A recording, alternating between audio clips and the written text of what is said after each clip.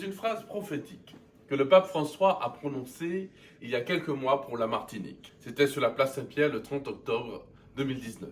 Déjà, un ami, il y a quelque temps, m'avait posé la question de savoir quelle est la spécificité, la mission spécifique du peuple de Martinique. Quel est notre charisme, notre vocation. Quelle est, disait-il, la spécificité que la Martinique apporte au concert des nations. Et voilà qu'au cours d'un pèlerinage à Rome, où j'avais convié les acteurs du monde politique de Martinique, le pape François trouve les mots justes pour définir, sinon le but, mais le chemin à prendre pour notre peuple. Écoutez.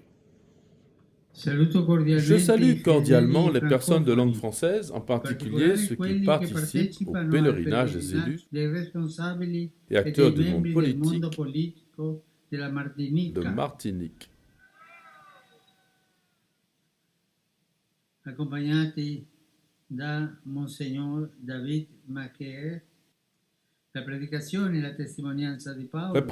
et les témoignages de Paul sous la mouvance de l'Esprit Saint Font jaillir au cœur des ténèbres, illuminés par le Christ, l'espérance du salut.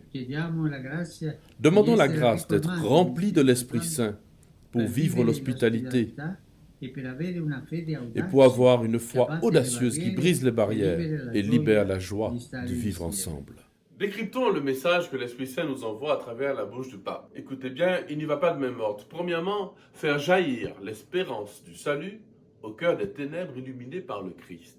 Plus que tout autre peuple, avec nos déchirures irréparables d'hier, nos dissensions d'aujourd'hui, nous devons voir que notre seul chemin, notre seul ciment, c'est la foi. En 2020, je fais le vœu que nous comprenions que le Christ est l'unité de notre peuple et que l'Évangile est notre culture mère. Deuxièmement, vivre l'hospitalité. Quoi de plus urgent que de pratiquer l'accueil dans nos églises, nos maisons et surtout nos cœurs, plutôt que de se battre, d'hurler à la haine ou de se cacher derrière des palissades. Ne pourrions-nous pas nous accueillir les uns les autres, chez nous, surtout ceux que nous croyons différents. Troisièmement, avoir une foi audacieuse qui brise les barrières. Mes frères, les peurs sont les passions les plus opprimantes qui hantent nos esprits. Seule la foi en Jésus brise le cycle maudit qui nous conduit à tant de repli, de rejet, de violence, d'isolement, de consommation, de souffrance aussi.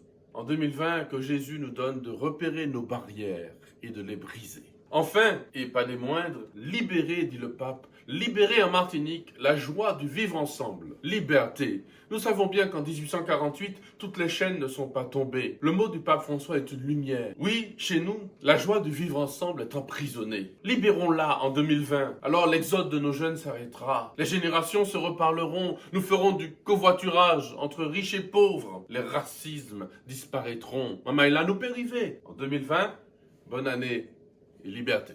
Jeunes et vieux se réjouiront ensemble.